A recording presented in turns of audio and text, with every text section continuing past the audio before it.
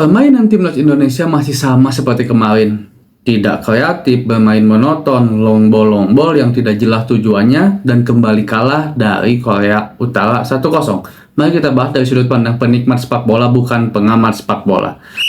Walaupun Indonesia kalah 1-0 dari Korea Utara, tetapi mohon dikoreksi jika seandainya saya salah ya, timnas Indonesia berhasil lolos ke 16 besar sebagai peringkat ketiga terbaik, dan juga kalau gak salah juga akan bertemu dengan tim dari grup C antara Uzbekistan atau Hong Kong. Uzbekistan itu di kategori umurnya luar biasa loh. Ada yang bilang juga kalau timnas Indonesia sengaja mengalah dari Korea Utara biar terhindar dari Korea Selatan. Menurut kalian, Indonesia emang kalah beneran atau sengaja mengalah? Kalau menurut saya kalah beneran deh kalau dengan permainan seperti ini.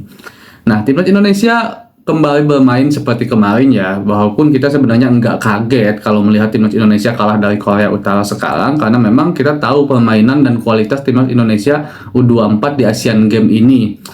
Dan juga menurut saya Korea Utara pun tidak terlalu bermain bagus-bagus amat ya. Kalau menurut saya ya, maksudnya emang lumayan bagus, tetapi tidak sesuperior Jepang, Korea Selatan gitu kan. Seharusnya dengan permainan seperti ini timnas itu bisa menang seharusnya ya. Tapi kalau timnas yang ini memang masih mungkin memerlukan banyak lagi pelatihan lah mungkin ya, biar bisa bermain lebih afik lagi, bermain bisa 1-2 lebih baik lagi. Dan lagi-lagi timnas Indonesia itu bermain tidak kreatif mungkin karena kita tidak mempunyai gelandang kreatif seperti di timnas U23 sebelumnya, seperti Alkan Fikri, Marcelino Ferdinand, Ivar Jenner, dan juga kalau seandainya di timnas U24 ini ada Beckham, yang Beckham tidak bisa bergabung karena cedera, mungkin akan agak lain, karena kita tahu Beckham Putra itu adalah salah satu pemain paling kreatif di Indonesia ya, pemain muda kreatif di Indonesia gitu. Salah satunya adalah Beckham Putra.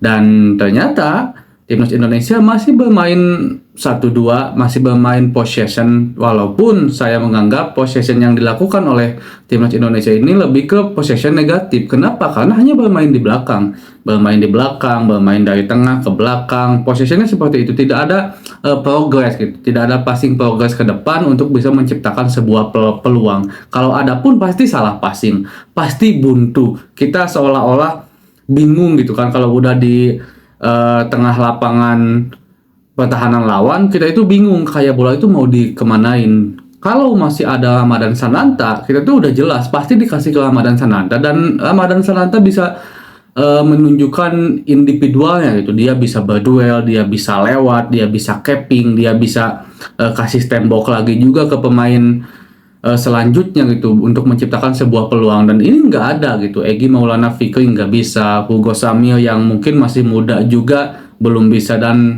dengan segala hormat, maaf, Titan Agung pun belum bisa memperlihatkan penampilannya gitu.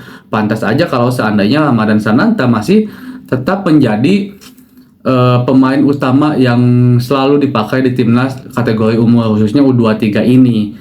Dan dengan segala hormat juga bahwa Coach Indra Safri belum bisa memperlihatkan atau meracik, meramu sebuah tim di timnas U24 ini agar terlihat mungkin lebih menjanjikan ke depannya.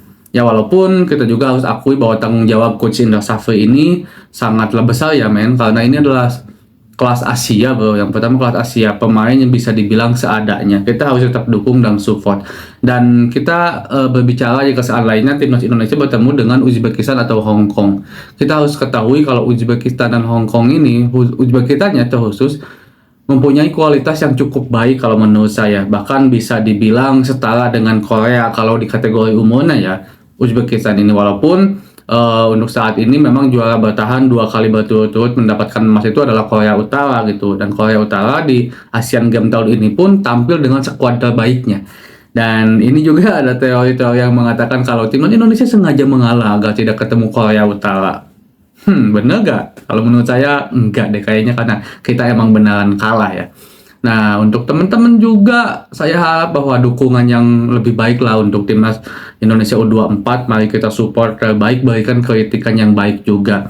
Kita akui kalau timnas ini memang lemah, tidak mempunyai kreativitas dalam bermain. Mereka bingung harus mengalirkan bola ke depan itu harus ke siapa dan harus digimanain gitu kan. Kalau cuman passing-passing dari tengah ke belakang itu bagus banget saya akui, dan semoga timnas Indonesia bisa lebih baik lagi siapapun lawannya, entah itu Uzbekistan atau Hong Kong, kita bisa memberikan yang terbaik. Dan jika seandainya nanti harus pulang pun di 16 besar, saya harap kita bisa support agar timnas Indonesia bisa lebih baik ke depannya. Mungkin segitu dulu ya pembahasan saya. Maaf ini kontennya telat dan nggak lama juga karena kebetulan saya lagi ada kesibukan nih. Kita bahas lagi sepak bola Indonesia selanjutnya dan luar negeri. Assalamualaikum.